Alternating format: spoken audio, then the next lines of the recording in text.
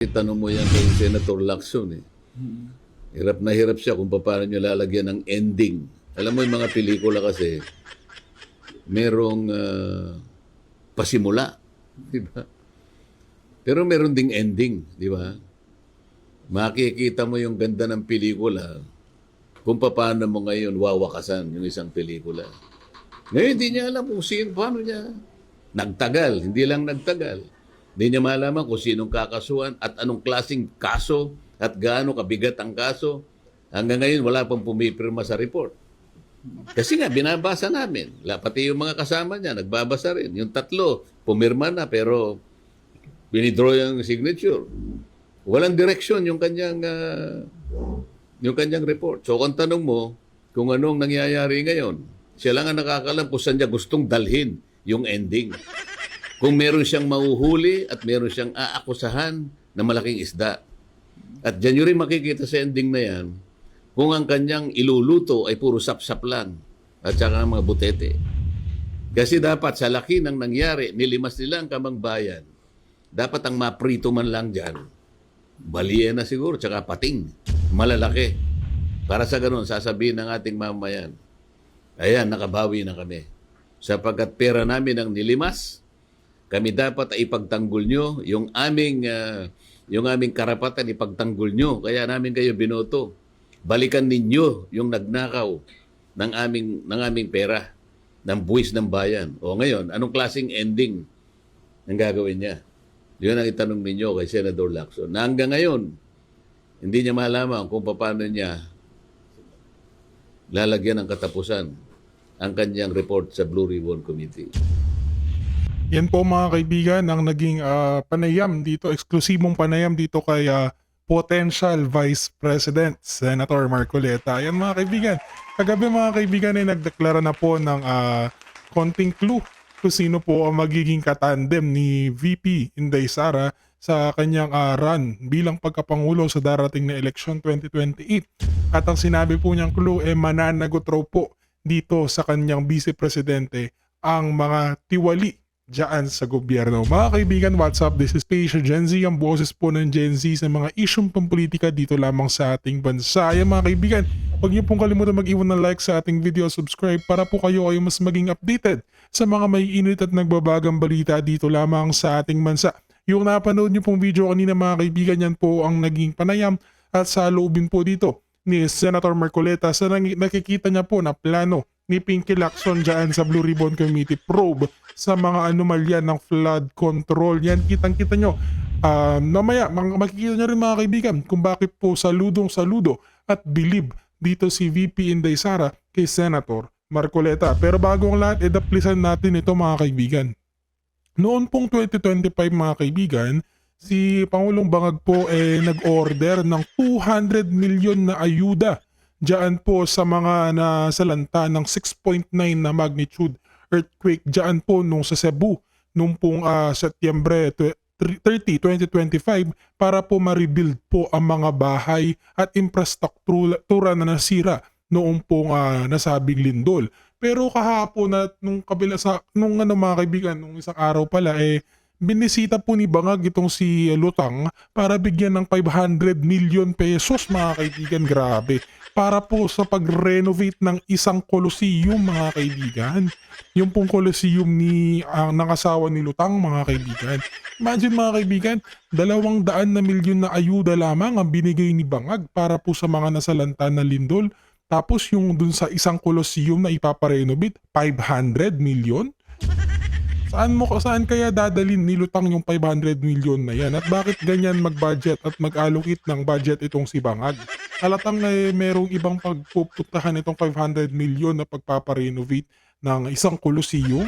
Grabe naman, dyan natin nakikita kung gaano ka-incompetent at kung gaano pangit man sabihin yung salita pero ka-BOBO, ka-80-80 itong si Bangag dito sa paghawak ng pera dahil ang kanyang end goal dapat makurakot na yung pera ng taong bayan. Ay pasensya na mga kaibigan pero masakit po talaga ang katotohanan. Samantala mga kaibigan, isa po ito sa favorite kong hearing na napanood ko so far nung nakaraang taon dahil nakita natin kung gaano katalas ang isip ni Senator Marcoleta sa usaping batas at hindi po nakalusot dito si Buying. Dahil itong si Buying na mahilig mag-bend ng law, hindi po nakalusot sa yung mga patutsyada niya po ay hindi umubra dito kay Senator Marcoleta at harap-harapan pong napahiya.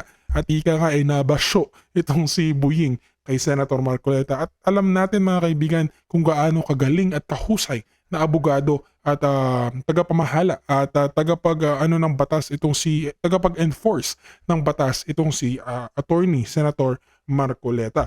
At alam naman natin mga kaibigan, isa ito sa mga rason kung bakit siya po ang posibleng napiling katandem at kung bakit saludo at bilib itong si VP Inday Sara sa kanya mga kaibigan. Ayan, wala na masyadong maraming intro. Laktaran po tayo mga kaibigan sa video ito. Thank you, Mr. Chair. Mr. Secretary, a couple of days ago, in the last hearing when you were here, we somehow settled the issue that restitution is not a requisite for an applicant to the WPP. Is that correct? It's not in the law. But sa akin ko kasi, hindi lang po batas na nagdidictate dito. It's also what is morally right, what is expected of us. Yan po kasi, kahit hindi nilagay sa batas, mga given po yan sa ating lipunan. What do you mean by that, Mr. Secretary? Kasi wala nga sa batas yung ano. Wala yung, nga sa batas. Yung Then, requirements anong ilalagay mo sa batas? for admission to the witness protection. Ang restitution is not part of it. Yes, it is not. Oh, pero hindi mo nangangahulugan na hindi namin pwede i-layout yan depending on the case. Mr. Secretary, I am still in the stage where a particular applicant wishes to apply under that program. And there is a process. In the process, restitution is not one of the requisites. That correct? Opo, pero if it's in terms of this case being a financial crime, sir, this is a crime against the Mr. Secretary, financial status of the Filipino people, of the Philippine Republic. I think that it's just right. Mr. that we ask. Secretary, are you amending the provision of the No, law? sir. No, sir. But that is how we run the witness protection program. As a lawyer, Mr. Secretary, may I ask you, in a criminal prosecution, the civil liability is impliedly instituted. Is that correct? Of course. Kaya nga hindi naman nangangahulugan kung sakasakali na natapos na yung criminal prosecution, kapag ka nakita na mayroong criminal liability yung tao, because it is impliedly implied, doon lang magkakaroon ng restitution. It will come after. Paano mo sasabihin na magre-restitute ang isang tao? Meron na bang findings kung magkano i-restitute on how it can be restituted? Nag-a-apply pa lang eh. Huwag po ninyong babaguhin ang requisite ng batas, Mr. Secretary. I thought nung dumating ka dito, nagkaintindihan na tayo eh. Kaya nabablar ang proceedings natin eh. Kaya nga kinote ni, siguro, ang chairman kanina gusto kong ituloy ito. Sinabi niya, nagpa-interview siya, na goodwill and sincerity should be done para i-test. Pwede ba yung ganito? I respect your opinion, sir. But It that's is not how, my opinion, it is in the law, Mr. Secretary. Yes, sir. Yes, sir. But I am At operating... the arbiter Sir, is can I the speak, law. sir? May I speak, sir? Yes, you I'm are operating from the Senator Marcoleta, from the kindly allow vantage the point of the results, reason behind the law, sir. What is the reason behind the law? So that we can get justice, and justice can only be attained if there is restitution. So that is the principle behind all of these things that we are talking about now. Mr. Secretary, restitution will come after. It cannot be. Sir, it cannot can come before or after, sir. It can come before or You after. cite the law that it come before. Wala nga po sa batas eh. Sir, Huwag po ninyong babaguhin ang batas, Mr. Secretary. we are operating on a unique set of facts, and we are, all of these matters are being evaluated because the gravity of this financial crime cannot be underestimated, and that the more assets that we're able to preserve at the outset, the better for our country, sir. Mr. Secretary, I'm very sorry for such a reasoning like that. Alam mo, nakikinig I'm very ang sorry, buong sir. bansa. Also, sir, I'm very sorry too if you do not agree with me. But I respect your opinion, sir, and we will carry out our job as we deem fit, as we see. Mr. Chair, I that said the I country am not needs. expressing an opinion here. I am articulating the provision of law. You do not change the provision of law, Mr. Secretary. You may be disbarred from doing this. Then it's your opinion, sir. It's your option, sir. Sinabi ko na nga, hindi ko opinion dito. I am Then it's your option, articulating the sir. provision of It law. is what you wish to happen. That you may proceed Ikaw ang with what you nagbibigay wish. ng opinion, nilalagay mo yung restitution to test the goodwill of a possible applicant. It is not in the law. Unless you are able to point out the provision of law that it come before. Hindi ganun eh. Sabi mo na nga, and we admitted, impliedly instituted ang civil liability, but this will come eventually after the court has pronounced kung magkano ang ibabalik niya, kung meron man. Not before. Thank you, Mr. Chair. Are you done, Senator Marcoleta? Thank you. Okay. So next in line is Senator Padilla. Please limit your question kay Secretary Remulla. Apo, gusto ko lamang pong sabihin kay Secretary, pangalagaan na lang po si Engineer Henry Alcantara. Yun lang po. Opo, salamat po. Thank you. Senator De La Rosa. Thank you, Mr. Chair. Point of clarification lang ito sa akin, Mr. Chair, dahil ito mga diskayas, para mukhang nagbigay na ito ng affidavit in the previous hearings. Gusto natin na may resulta kaagad ito investigation natin. Baka pwedeng isama na rin yung affidavit nila, sir, na evaluate ng DOJ para isang bagsakan na lang yung pagpile ng kaso. Dahil marami sila binanggit na pangalan ng mga congressman. As a matter of fact, undergoing evaluation. By whom, Mr. Chair? DOJ. DOJ on So we met with them already, and we will meet again with them tomorrow. Kasi nawala nga yung kahapon, sir. No? We lost the time yesterday. We were supposed to meet yesterday. Hindi lang po natuloy. Yes, sir. Mr. Chair, just para mas maganda kung isang bagsakan na makuha na sana lahat yan, mapaila na kaagad, Opo. Opo. mas maganda. Thank you. Thank you lang, Mr. Chair. Thank you, Salamat. Senator. Salamat, Mr. Chair. Hindi ko na po nakikita si Secretary Boying Remulla, Mr. Chair. Meron po bang naiwan na USEC man lang ng Department of Justice? Anybody from the DOJ? Wala si PG. Padulyon ngayon. Anyway, he will come back at 1:30 to 2, between 1:30 and 2 p.m., Your Honor. Kasi kaya importante po ang aking itatanong sana sapagkat kaninang tinatanong ko siya, pinipilit niya yung opinion niya na kinakailangan talaga magsoli yung mga diskaya para tanggapin niya yung aplikasyon. Wala naman po talaga sa batas yun. Ipipilit ba ang opinion ng isang undersecretary o isang secretary ng Department of Justice samantalang maliwanag po ang requisites ng batas? Itingnan mo po natin ngayon, Mr. Chair, ang dilemma nitong dalawang mag-asawang ito. Narinig po natin ang supplemental affidavits nila. Sa aking palagay, very extensive revelation ng mga pangyayari na ating binubuksan ngayon. Ngunit dahil nga nagpahayag kayo ng opinion ninyo, ito po yung kanina pa pinipilit ko na parang na-discredit na sila kasi kung ikukumpara sila kay Bryce Hernandez, mas kapanipaniwala si Bryce Hernandez. Masasakripisyo ngayon, whatever is the quality o madidiminis ngayon ang veracity ng kanilang testimony. Ito po yung kanina pa gusto ko nang sabihin sana. Paano natin paniniwalaan sila ngayon kung nakapagpahayag na tayo ng opinion tungkol kung sino po yung dapat paniwalaan dito? For the record, Your Honor, naniniwala ako sa kanilang mga pahayag ngayon. Alam niyo, yung credibility, relative yan eh. At one point, si Bryce Hernandez, as I also mentioned, was not credible. He started becoming credible because of new revelations. Afterwards, he may not be credible again. Relative po yan eh. Kaya Hindi po. wala pong cast in stone na credibility, walang cast in stone, especially in a hearing like this. Yung pinakamaingat nga po na gagawin natin, minumungkahi ko, Mr. Chair, na huwag na po tayong magbigay ng opinion. Makikita naman po natin sa pagdaan ng in the course of our discussion kung sino talaga ang maglilinaw na makikita nating nakakatulong sa ating pagdinig. Ito lang po ang gusto kong sabihin. Pangalawa po,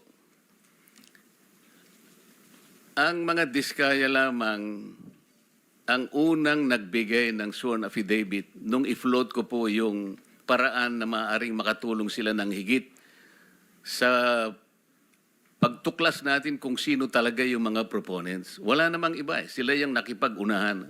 At dahil doon, naimungkahi ko nga, sapagkat yun naman ay nasa batas talaga. Nasa Section 4 po ng batas ng WPP. Kaya po namin sila kinonsider. Ngayon, kung sasabihin po ng Department of Justice na kinakailangan pa palang testingin ang kredibilidad, ang sincerity, yung goodwill, na wala naman po sa batas yun, paano po yung aplikasyon nila? So sa makatwid, yung batas po, yung batas mismo na tinatadhana para sa mga ganitong klaseng pagkakataon, hindi po nabibigyan ng katuparan. Ang sinasabi po nila, kinakampihan ko raw ang mga diskaya. Hindi po, tuntunin natin from the beginning. I am very consistent. Ang batas po ang aking sinusunod, ang tinutuntun ko. Meron po kasing isang taong nagsabi, nag-intriga, nagpalabas ng kung anong klaseng intriga, na ako raw po, o maring hindi ako, isa raw mambabatas ang lumapit sa diskaya, humihingi raw po ng 1 billion pesos. Para po yatang nagkasundo sa 120 million na lang. Isip-isipin po ninyo, kapatid po yata yun ng ating colleague, si Ben Tulfo. So ngayon po, ang dami nagsasabi na baka ako yun. Sa akin lang po, okay lang yung magpalabas sila ng ganun eh. Basta may maniwala lang sana na mas maraming tao na hindi totoo ang sinasabi. Para sa akin, okay na po yun eh. Mr. Diskaya, meron bang pagkakataon ako nagpahaging sa iyo ng kahit ano pa? Your Honor, wala po talaga. Saan ang galing yung binanggit ni Ben Tulfo na merong isang mambabatas? Your Honor, wala po akong idea, Your Honor. Hindi po Ben Tulfo, Ramon Tulfo pala. Sorry. Your Honor, wala po akong idea, Your Honor, kung saan po nanggaling.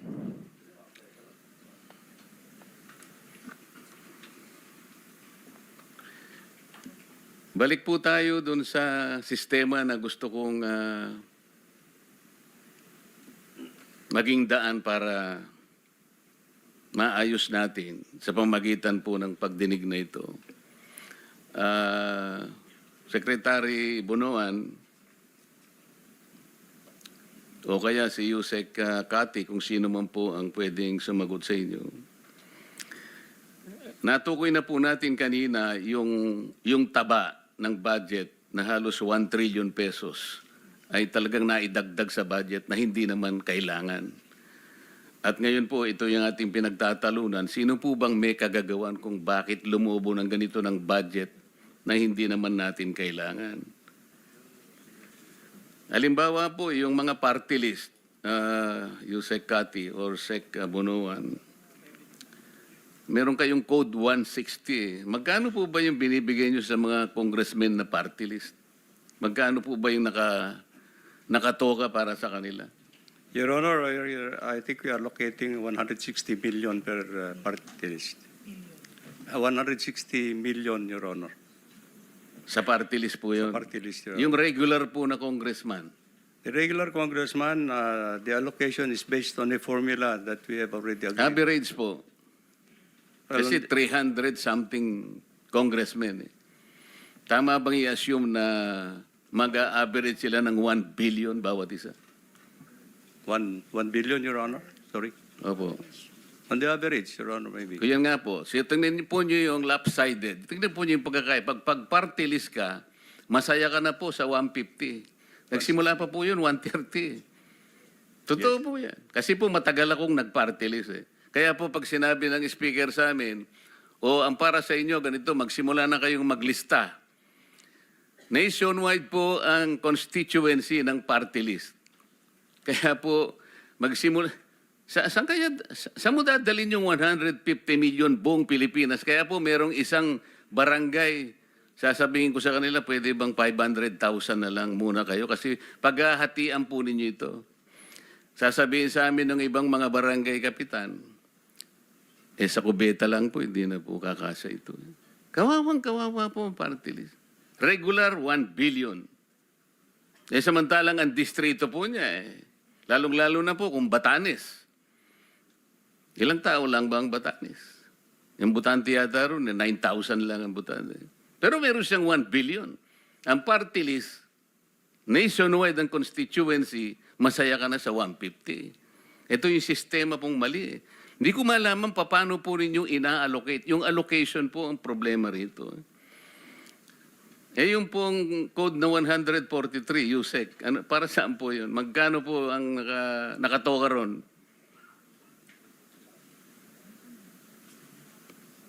Pwede pong i-clarify ano po yung 143? Yung pong mga insertions, magkano po yun?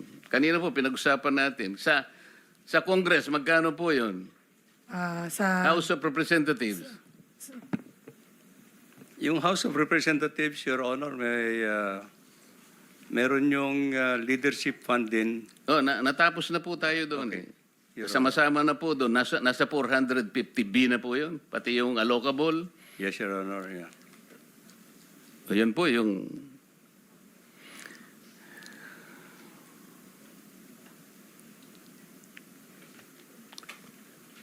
Mr. Bryce Hernandez, para naman hindi naman ako masiro, gusto rin kitang tanungin.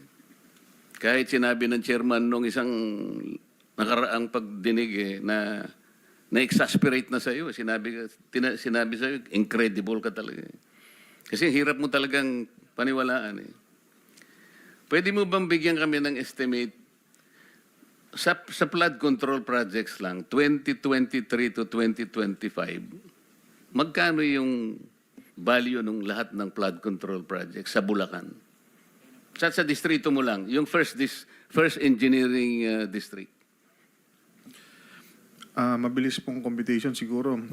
More or less po, kung 10 billion po yun, ang total na halaga lang po talaga nun is mga 3 billion lang po, Your Honor. Kasi yun lang po talaga yung ginagamit nating pang budget para sa construction po mismo. Sino po ang... Nagbanggit ka kasi ng dalawang kasama namin dito. Ibig mo sabihin, walang mga congressmen na involved? Meron po, Your Honor. Nabanggit ko na din po kanina, Your Honor. Wala kasi ako kanina. Pwede mo bang ulitin? Ang sinasabi kong involvement, yung katulad na binanggit mo sa dalawang kasama namin dito, humihingi rin ng porsyento. Opo, Your Honor. 25% po. Sino-sino sila? Si Kong Zaldi ko po. Hindi, sa Bulacan ang sinasabi ko. Nabanggit mo na si Saldi kanina. Isa mismong First Engineering District ng Bulacan. Your Honor, ang kausap po, ang Congress po namin doon nung 2020 to 2025, si Kong Boy Cruz. Kaya nga, sila rin ba ay ganun din ang patakaran, kumukuha rin, kagaya na sinasabi mo sa dalawang kasama namin dito? May pag-uusap po sila ni Boss Henry. Alam mo rin yung pag-uusap kasangkot ka rin Magkano nga? 30? Hindi po, Your Honor. Ang Magkano? alam ko po, 15 to 20% lang po. Sino-sino sila? Yung congressman po na, nung panahon pa yun, no 2022, si Kong Diche Pancho po, tsaka si Kong Boy Cruz po. 23, 24, 25. Sino-sino sila? Yun po sila po, Your Honor. Sila po ang congressman dun sa panahon na yun, Your Honor. Sino-sino ba yung congressman ng First Engineering District? Hindi mo kilala? Yun nga po binanggit ko po, si Kong Tina Pancho po, si Kong Boy Cruz po, saka si Kong Danny Domingo po. Sila po. Silang tatlo lang Sila lang po ang congressman po namin. ng First Engineering District. Yes po, Your Honor. So sila, 15 to 20, paano yun? Opo, parang ganun po, nasa 15% po to 20%. Pero doon po pumapasok din yung nabanggit po ni Congressman Toby Chanco na meron pong yung mga bumababa po sa lugar nila na wala silang idea, basta bumababa na lang po, doon po yung meron pong parking. So si Congressman Saldico, ilan naman ang sa kanya? Nasa 25% po, Your Honor. 25% ng how much? Kung magbaba po siya Kanina sabi mo, 3 billion, di ba? Opo, kung magbaba po siya ng 1 billion, that's 250 million po, Your Honor. Sinabi mo na kanina, yung total sa First Engineering District, 2 billion pesos. 3 billion pesos, kamo. Example lang po yun, Your Honor, na yun lang po yung magagastos sa actual construction po, Your Honor. For example, na 10 billion po. Pero ang magagastos, Ang magagastos lang po talaga sa actual na pagpapagawa ng proyekto is kung 10 billion po yung budget, nasa 3 billion lang po. I think matitira 7 billion.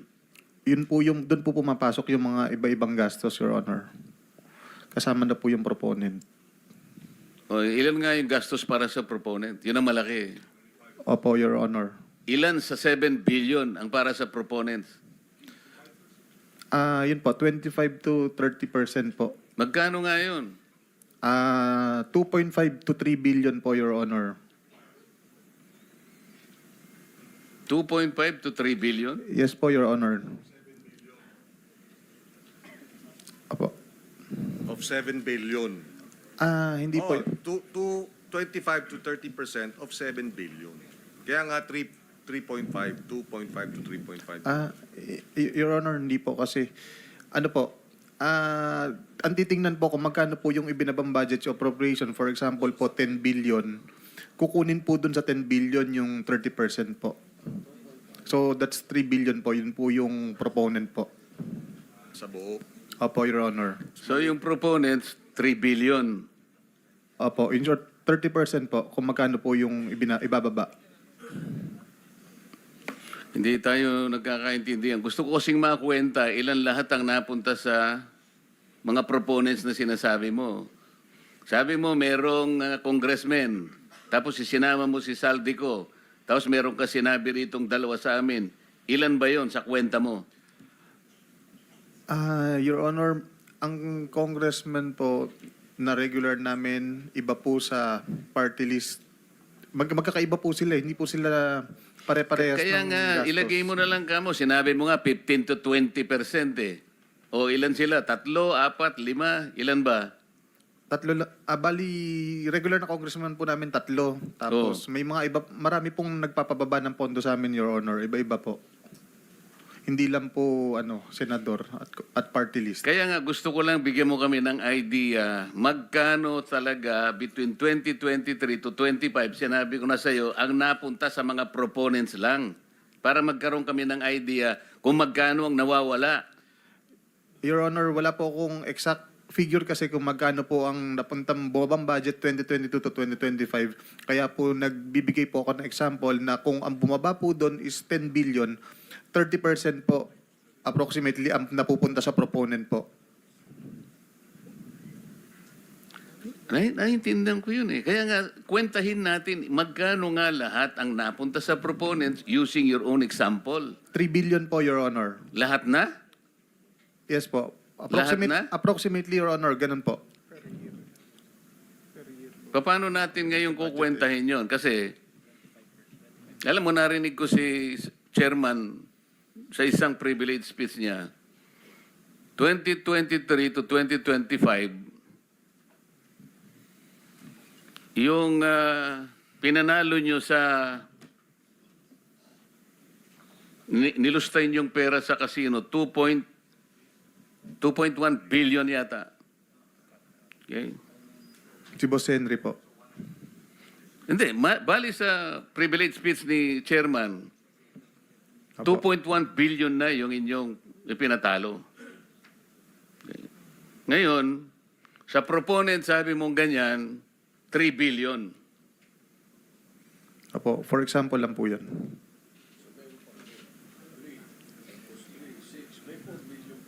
Saan yung 4 billion?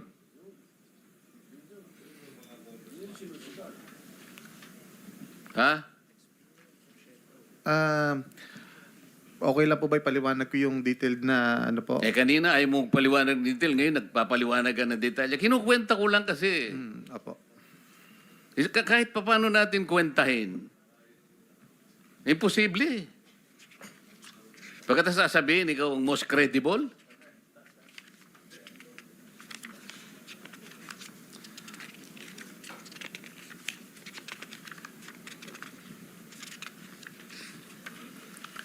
Habang nagtitingin siya, Mr. Chair, punta ko sa DBM. Mr. DBM, punta natin yung unprogram na yun. Bakit nagpapasubmit kayo sa DPWH ng program? Ba't napupunta? Para saan yun? Sir, di po kami nagpapasubmit. Sila po ang nagsasubmit ng request for chargeable against the unprogrammed appropriations. Sino nagsasubmit?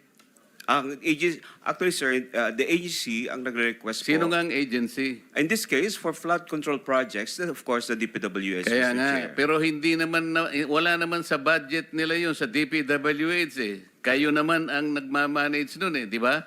Yes, sir. Oh. Sir, a special budget request, of course, is being submitted by DPWH, who is signed by, of course, the Secretary of the DPWH. We have that request, Mr. Chair. Yun na nga eh. Ang sistema nga ang gusto nating korekin eh. Hindi naman mag-a-appear sa budget nila. Bakit sila nagsasubmit sa inyo? Ba't kayo naman tinatanggap nyo? The nature, Pwede naman kasing wala na yung program eh. Yun ang ibig ko sabihin eh. yeah. The nature po kasi ng unprogrammed fund po is during the submission doon sa sa NEP, wala pa po talagang list of projects. We being the NEP or rather the unprogrammed appropriations is Alam na a po standby namin fund. yun. Do not preach to the choir. Okay, sir. Okay? Ang sinasabi po namin dito, yung sistema kasi dapat nating ayusin. Okay. Napakaraming mali. Ito po, napalitaw na natin. 1 trillion ang taba sa budget. Hindi kailangan. Cholesterol. Kasama dyan yung unprogram. Di ba? Yes. So ang tinatanong, pwede namang walang unprogram, eh, di ba? Kasi kasama sa taba eh. Kung katawan ng tao yun, ang pinoproteksyonan natin sa katawan natin yung cholesterol, hindi ba? Sir? Yes, Mr. Chair. Oh. We leave that to the, of course, wisdom of the Congress, Mr. Chair, because the, Hindi of nga, course, the NEP pabayaan is mo being na up. yun. Sinasabi ko nga, hindi naman kailangan talaga eh. Ina-address natin ang mali sa sistema. Kasi, uulitin ko sa iyo, hindi man kailangan, kasi ang DPWH kasi, siguro, ewan ko, sa takot nila siguro, baka mamaya guluhin yung kanilang nailatag, bigyan natin ng, kailangan may allocable. Nakisama ulit tayo. Oh, may leadership na naman. Kaya po lumulobo ng lumulobo eh.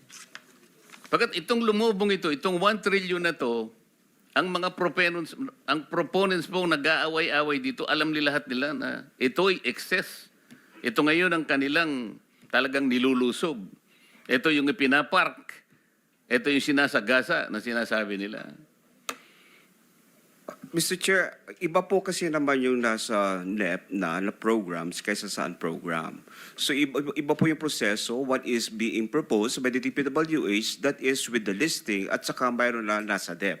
The unprogrammed, Mr. Chair, is wala pa talagang listing yun because the nature of its fund, it's a standby fund.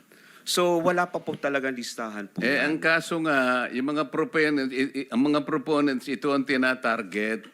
Hindi ba? Okay. So in that case, Mr. Chair, it's not with us, the DBM, because it emanates from the Congress po kung ano yung nilalagay po doon sa nililipat nila sa Yun nga yung hinahanap yun. natin, yung mga proponents. Ito, sinabi na ni Bryce, si Saldico, isa sa promoter.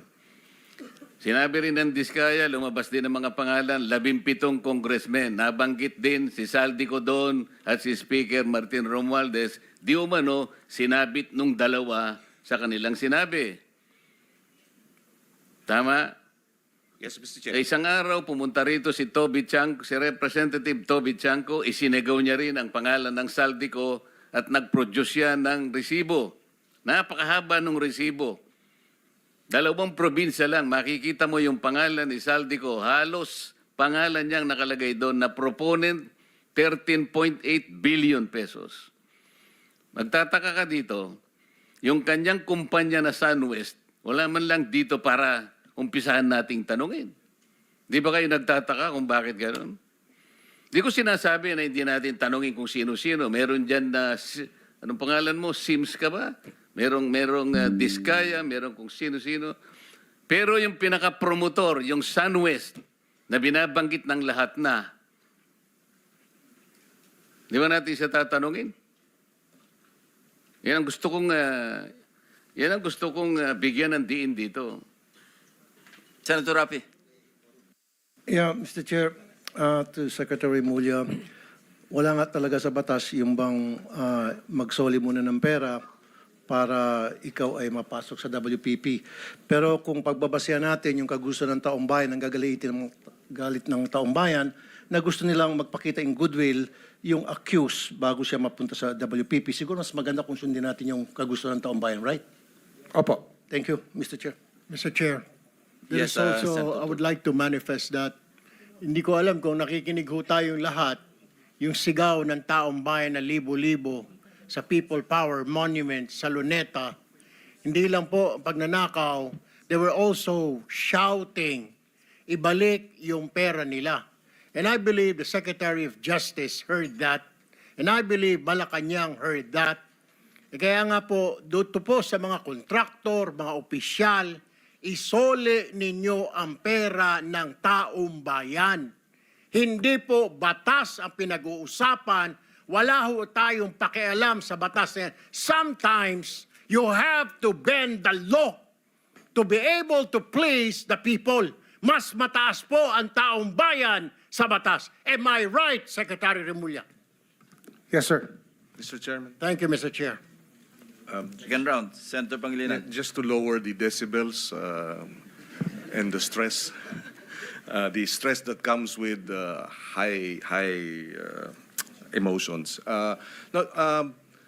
Si Ginoong Secretary Remulla, si Ginoong Hernandez halimbawa, sinurrender na sa ICI no? Yung ilang vehicles at sinasabi niyang willing pa siyang mag-surrender ng Lamborghini. I mean, that's his voluntary act. If Engineer Alcantara will do the same voluntarily as a sign of goodwill, there is no law that prevents him from doing that. So therefore, we this restitution issue, while it is the law, does not prevent the government from being broader, mas malawak ang kanyang pag-implementa ng mga programa at mga batas, lalo na pag voluntary ang pagbigay ng mga malalaking, yung mga mamahaling sasakyan, voluntaring ilabas itong isurrender ang mga pondo, etc. Hindi po ba? Opo. Sa karanasan ko kasi, pag inintay po natin yung court judgment na maging final para isurrender po ang lahat, eh baka wala, puti na mga mata natin, wala pa hong nangyayari. Kaya habang maaga po, we try to get as much para ho maibalik na po sa taong bayan yung dapat hong ibalik. In fact, yung pagbabalik is a sign of cooperation, which the courts will eventually consider when it sentences or if it provides the exemption and the immunity. Hindi po ba? Opo. So that should guide itong ating mga testigong nais mag-apply sa Witness Protection Program. Kapag kayo ay nagko-cooperate, ito ay magiging senyales sa ating korte na maaring ma-grant ang exclusion and exemption and immunity. At the same time, kung may sentensya, pati iyon, mapapababa pa among others. For the record, Mr. President. Tama po. Thank you. Yes, Senator JB. Just last point before the Secretary brings Engineer Alcantara. Anyway, nagkatama yung haka-haka natin that Engineer Alcantara might just be the missing link to the higher officials that the people have been longing for. No? Nabanggit niya si Yusek Bernardo, Saldico, and some other legislators. So I'm hoping that, Mr. Chair, that he will be back so that we can pursue further. And ang sabi ko lang kay Secretary Remulla, I hope that you can evaluate further kasi mukhang very vital and very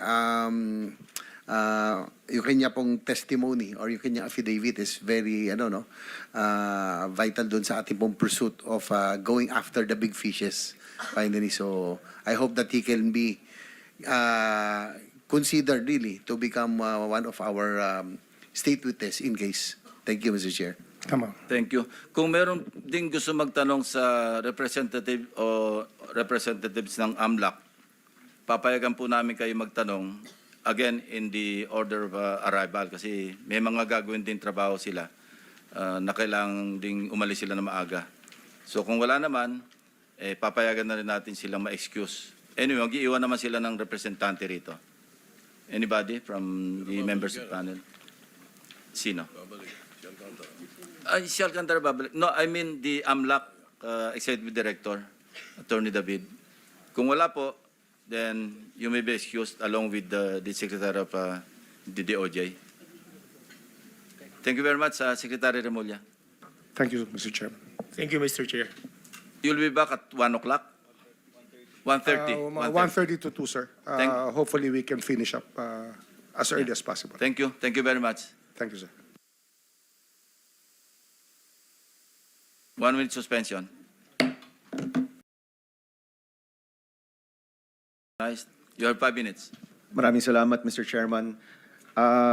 Two sets of questions po. Yung isa mamaya sa Philippine Competition Commission with regard to the possible fines sa mga contractors. But uunahin ko lang po si Bryce Hernandez.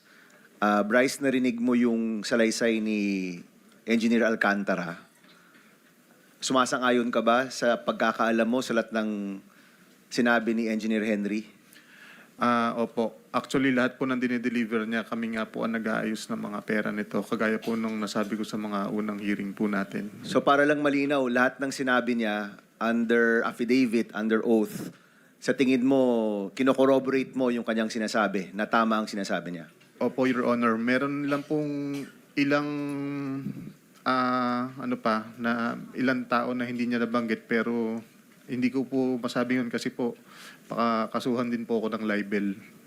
Yung mga taong hindi niya binabanggit ay mga taong nakilala mo o alam mong siya lang nakakilala? Si boss po, at saka po, meron po akong knowledge regarding sa pagbababa po niya ng pondo and projects po sa office. Baka po nakalimutan lang ni boss kung banggitin. Sige. Mr. Chairman, I hope we can also put together the testimonies of Mr. Hernandez and Mr. Alcantara na nagmamatch yung kanilang mga kwento. Eventually, we'll do that and submit everything to the ICI. No? So kulang, pero tama ang nasabi niya, pero kulang. Yan ang sinasabi mo. Yes po, Your Honor. Alright, maraming salamat.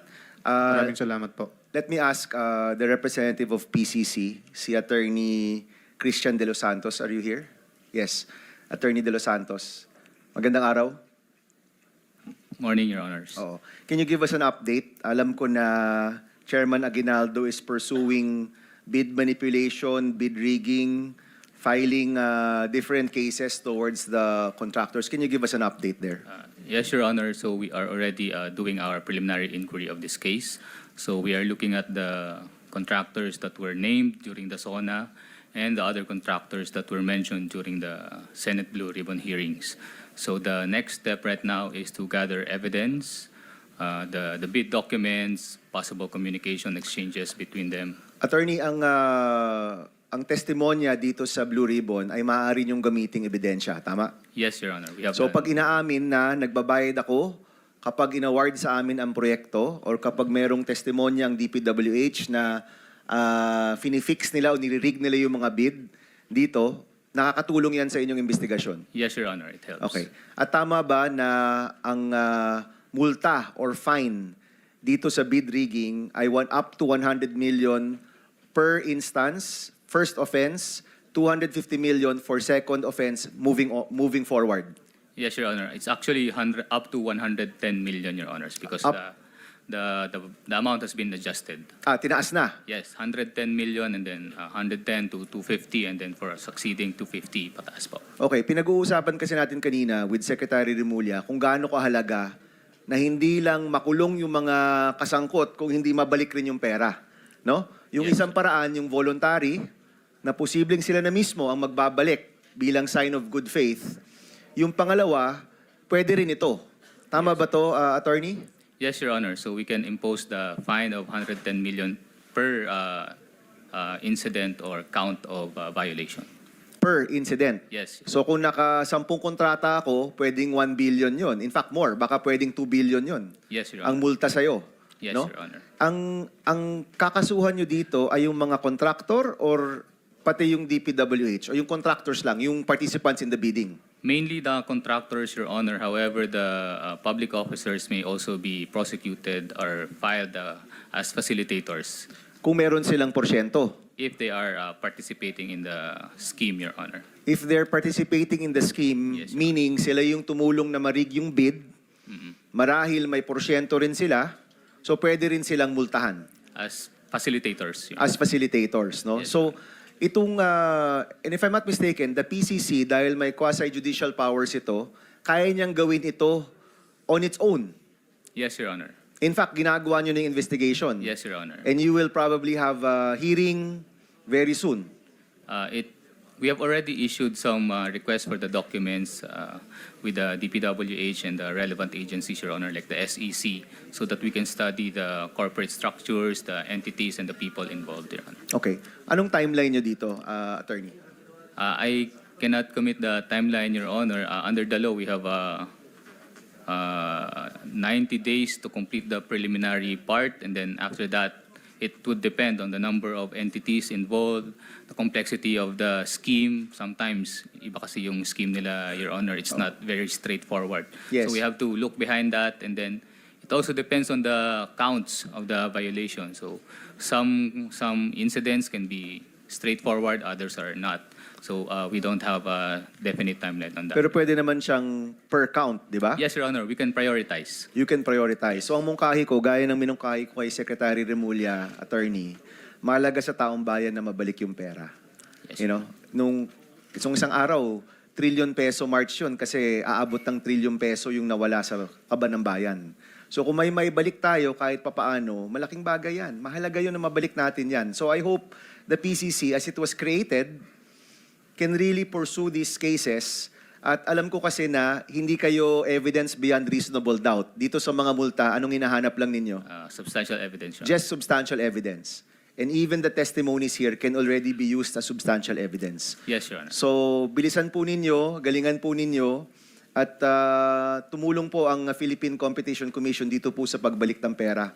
No, mahalaga po ito. Naiintindihan po yan ng ating Secretary of Justice. I'm sure kahit po kayo, naiintindihan nyo yan. Yes, Your Honor. Okay, and hindi naman to isang kaso sa lahat, di ba? Ano to, maraming kaso to sa maraming tao. Yes, Your Honor. Okay, so meaning hindi natin kailangan hintayin na lahat ng ebidensya, ng lahat ng contractor, ng lahat ng kasangkot sa DPWH ay may mabuo. Pwede tong per instance, magmulta na kaagad. Yes, Your Honor. So per count po, pwede po natin siyang i-prioritize kung ano yung meron ng evidence, pwede na po natin siyang isampa. Sige, I recommend that you do this quickly, no, para rin sa taong bayan. Maraming salamat, Attorney De Los Santos. Thank you. Thank you, Your Honor.